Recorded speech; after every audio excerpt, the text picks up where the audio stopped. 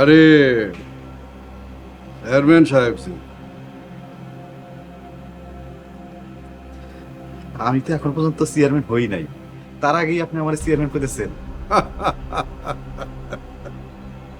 হও নাই তো কি হয়েছে, হয়ে যাইবা।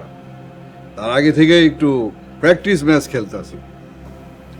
তা সাহেব, আপনি আমার কি কারণে তলব করছেন যদি বলতেন। আমার একটা কাম করে দিতে হইব।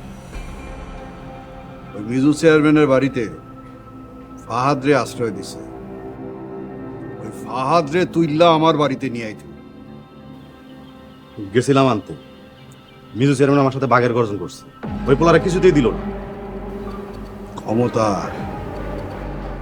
ক্ষমতা এখন তার হাতে, তো তাই এরকম ফাল পাতাছে।